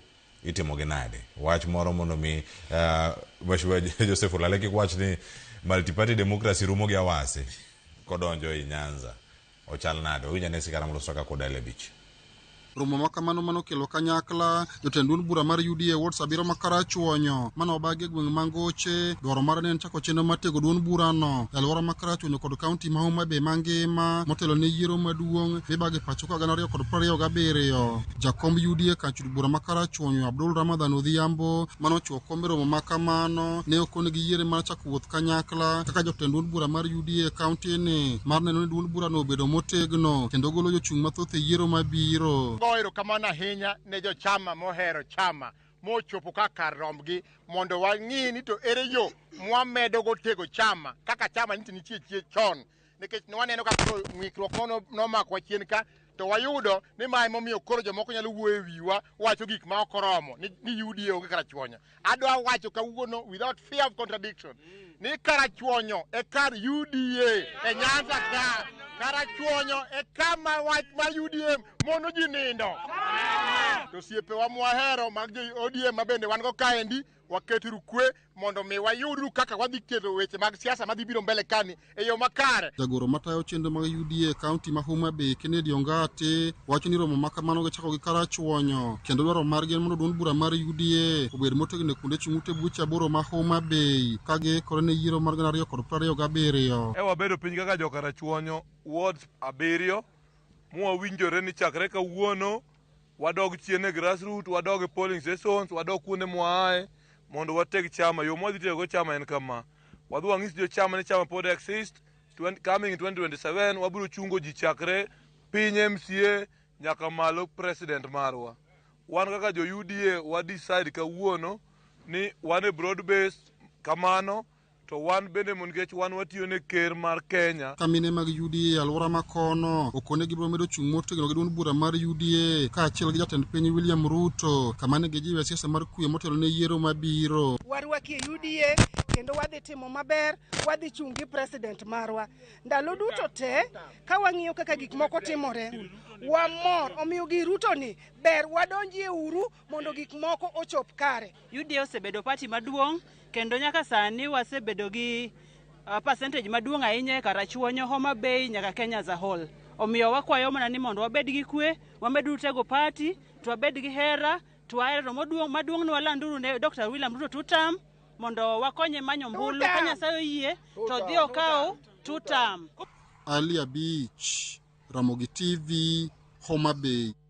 Nyakora boke jwak mago jo Karachuonyo giselosan gi wuod Karachuonyo ka mane studio mabende an kon mapache kopore wacho ni UDA kanyo koro gotach kama go touch adhir wakili Joshua Nyamori e county ma Kisumu mondo mi omi aparo iwinjo kanja Dr. Abdul tinga malo oloso kacha ka ndiere Karachuonyo to wach mi wacho kar kacha gi langi enire ka ginyalo tego duond bura mano mara UDA ni omako nyaka counties mopogore kama intiere Kisumu konde duto maga Nyanza to multi-party democracy kata nyayo duond buche mathoth ahinya onego tege yo machal nade mondo mi owinju kendo mondo mi udonji jopiny bende obed kod yiero magi gin giwegi ka ochun gi mag winjo oganda mamoko de wache nade medo mano gi wach mare mogik ka watieko. Erokamano Cleophas, gima dwa na wachi en ni Kenya en a multi-party democracy and multi-party democracy manyiso ni chama mora oyiene chama mobedo registered mora oyiene mar organizing kendo bedo gi membership everywhere kendo competing for seats kamora Kenya. And UDA is not only a party and a national party managing presence all over chakre 2022, but at the same time any the ruling party. And the ruling party rule based on policies ge manifestos ge ma UDA osebedo ka pursue since 2022. And UDA therefore osebedo the process chakre 2022 mas strengthening structures ge all over the country. I am surprised ni sani ka jomoko sani wuok ni UDA kone godonje yeka. UDA no se donjo chon. Kama ne poni waonge by 2022 ne chama ma UDA no se demolish structures madinya ke polling stations. Ingeo ni for instance just about 2 or 3 weeks ago nyicha watimo yero mar polling station structures in all the Kisumu's polling centers. Ma Kisumu one polling sectors chiegni 700 ma ka yero nyicha watimo yero 20 officials in every polling center. Is anyone give 14,000 officials in all those centers. 14 officials go.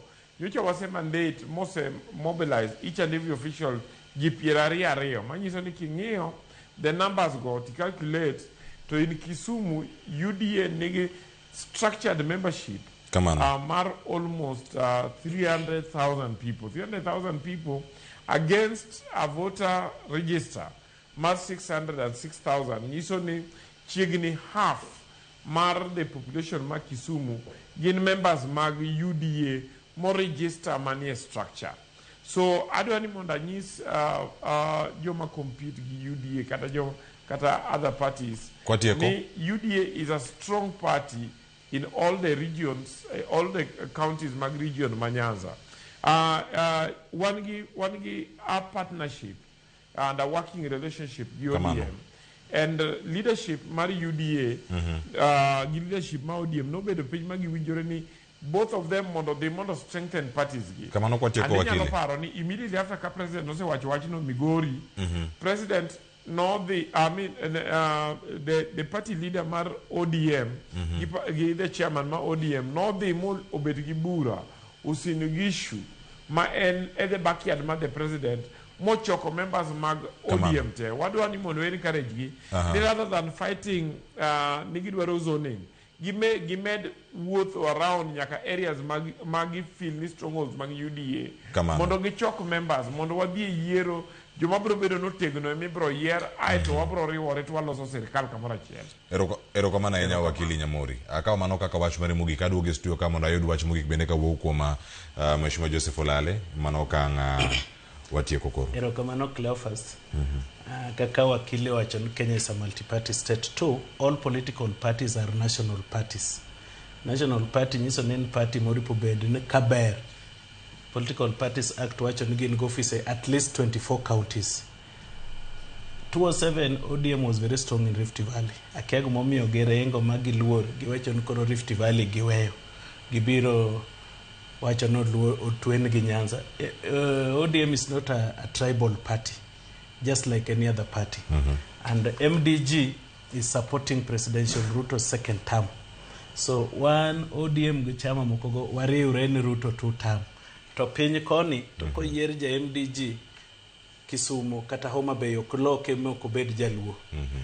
Wadwaro ni yiero mwadhie ni ji obi ochung' chama mora kata independent. Jopinyo make decision out of policies gi gik ma ng'ato wacho nigi. To chama ma MDG ma party leader ni David Ochieng dhi bedo candidates in all wards, all constituencies and all counties. Wadhi chungo governor from Migori nyaka Siaya. Wadhi chungo senators and women rep. Come president kende me MDG ongo candidate nikech wasiro Ruto. Omiyo wadwa nyiso wetewa ka jomoluoro ng'wech to woga. To kagi wacho ni is the biggest party in central of Limpopo. To gibrace for a tough battle. Yiero mabiro. Mana kaka no wachenga moko tito the dala. CPA Andrew ami wach mari mogik bende sane ka watieko. Erokamano awinjo ka wakili wuoyo tawinjo mana ko wuoyo ODM. Tawinjo ka jaduong' Joseph wuoyo ka to en kar mondo mi wuoyo MDG tawinjo mana ko wuoyo ODM. Teni koro an gi pacha neno niya ka waloso party siasa ok ring gi ng'ata achiel. Kidhi assembly onge gimi dhi kalo dhi bedo kanyo te ipama ni India MDG pama ni India unji mokadek mag johuda to pam. Wadwaro gimi nyalo bir godo agenda ma president ma France donje Kenya kama donje kata Homa Bay. Emomiyo nyaka wayiere ne wariure uru mondo wadhir gino ok dhire adhira gi ji ariyo ji adek ji moko ni kona kacha be jomoko be ni kona ka kung'iyo party wa mar ODM ke hata ja ODM dibro neno ka Mombasa wan gi jowa kucho kendo mana motegno to kidhi Western wan gi jowa party leader wa be wan godo. Koro gimanyalo strengthen wa en ni mondo miwakon jowa ni negotiation mar distribution of resources is in the numbers. Okay, on fragmentation, it is in the numbers. Koro kwa keto numbers wabedo very strong to wanyalo negotiate ma onge gimoro moro manyalo bawa. Koro jowa mobiro gi party mobiro mang'eny go gibiro chapo wiwa mondo giketh kaka wadhi mbele. To wadwani mondo wadhi mbele yo motegno ma ka wasechungo ji to kacha wayweyo yote to wadhi to wabedo piny e kom kacha to wakawo kata mana deputy president kata president wanyalo kawo 2030.